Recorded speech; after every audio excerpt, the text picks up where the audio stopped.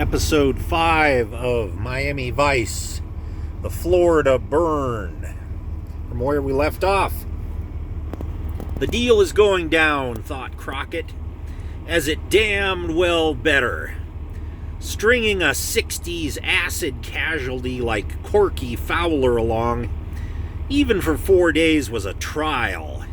Crockett was accustomed to undercover vice work and had lived weeks, months, playing roles: cocaine buyer, smuggler, biker, assassin for hire, pornographer, and had assumed his roles with a intensity unparalleled on the squad.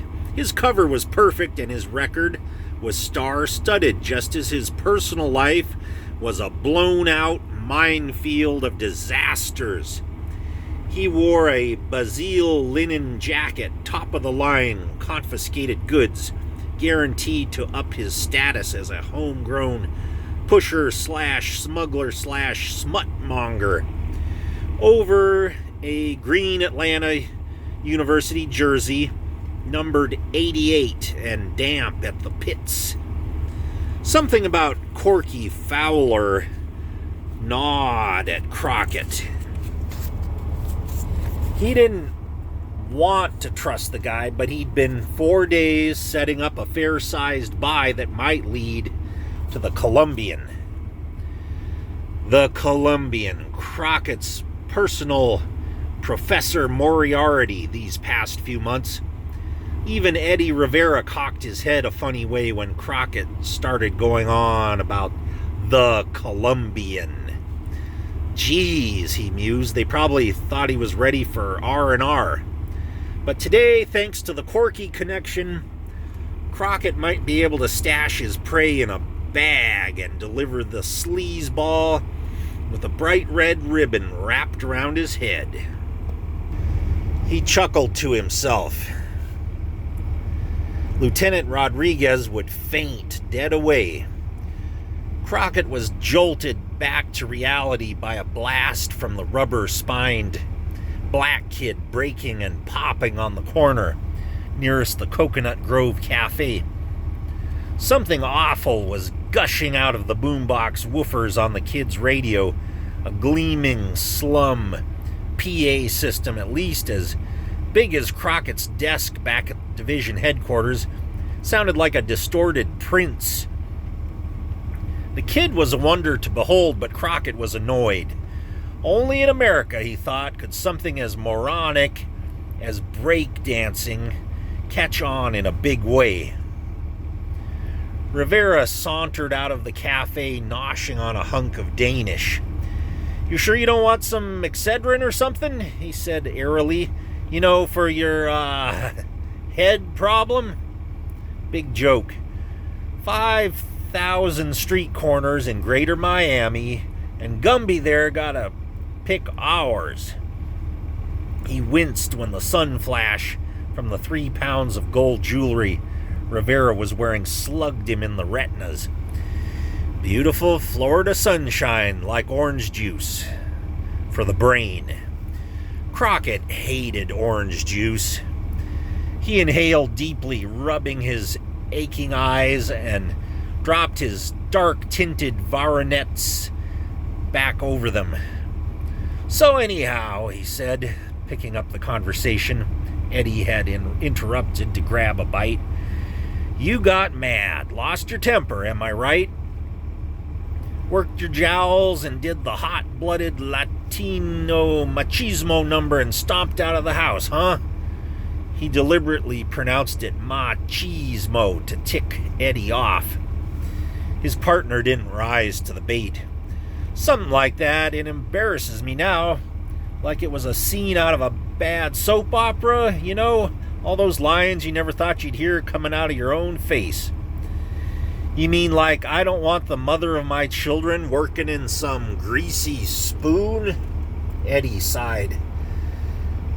"She's due in 5 months, man. Maria knows how tough it is raising a family on the kind of bread we make, my man." He snorted. "Hell, a baby buggy alone puts you back a week's take home. Eddie folded his arms. No wife of mine ought to have to work for a living. Another line, Eddie. Yeah, dumb, huh? He shifted uncomfortably under all his necklaces. He wasn't used to playing Mr. Filthy Rich West Coast buyer. Eddie went more for the combat end of Vice.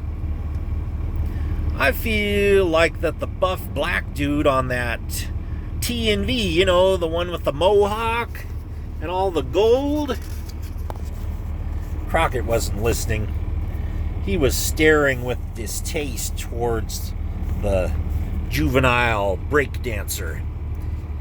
Hey, shortstop, you want to crank down the decibels a notch? One of the kid's compadres shot a poisonous look back, leaned over and turned up the ghetto blaster a good 10%. Bystanders, mostly trendies from the Grove, staggered backwards, their toss change missing the kid's upended pork pie hat. Crockett winced. When he turned back, Eddie had the pocket tin of Excedrin in his hand. Crockett turned 3 of the tablets onto his palm and took them dry, crunching them up before swallowing. The cure, he said. Swear by it. So where the hell's Corky? He'll show. I was up till 4 a.m. trading shots of Cuervo Gold with the little bozo just to close the deal. He'll show. I'll have Elvis devour him. First Corky, then the Colombian, huh? You win a cookie. How about a dime instead? Crockett saw the light. You gonna call Maria? Yeah, Eddie gave a sheepish little shrug. I want to tell her how much I appreciate how she's busting hump to help out. Maybe take her out to dinner tonight at Antonio's. Dance a little. Make up for this morning. Crockett dug for loose change. Now you're talking, Ace. If he had done as much for Caroline, had been as considerate, maybe she wouldn't be filing for divorce now, he thought ruefully. Eddie had turned to make for the payphone when Crockett spotted Corky's totally awesome, entirely tasteless arson yellow 450 SL convertible. He grabbed Eddie's arm. Showtime, son. You'll have to call her later. Corky's tires kicked up a gray smoke as he scattered some of the break-dancing kids' audience. He was wearing mirrored pilot sunglasses and had eyes only for Crockett as he pulled to the curb.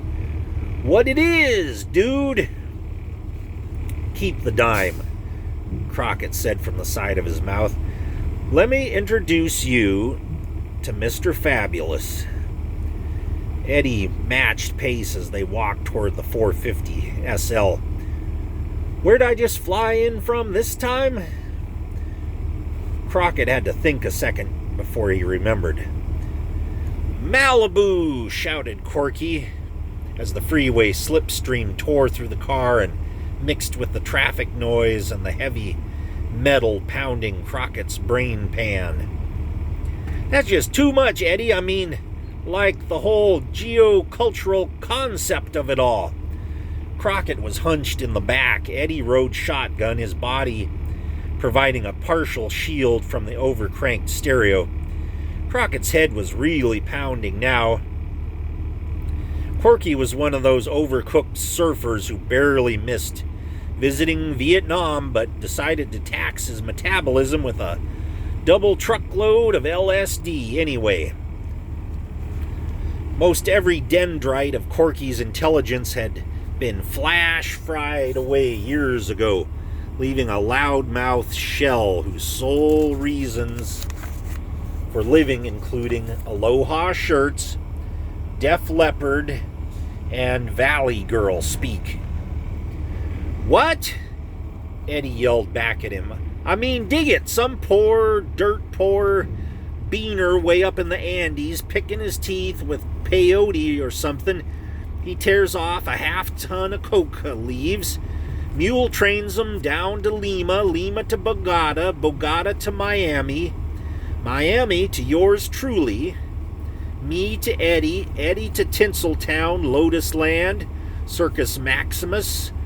I mean, the business we're in is so worldly, you know? Eddie glanced back at Crockett. The monologue had dazed them both. Corky kept taking his hands off the wheel to wave them around. Crockett's eyes caught a street sign. He leaned between the seats to be heard. "Hey, Spud," he shouted at Eddie, "you forget where the ocean is? My boat's in the Atlantic."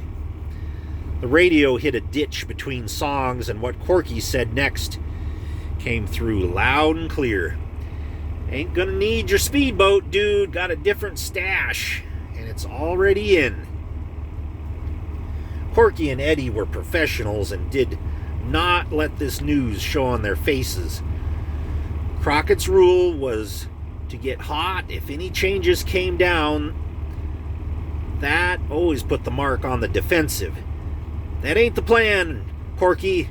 Eddie here flashes the cash, then we take the boat out and pick up the Colombian stash."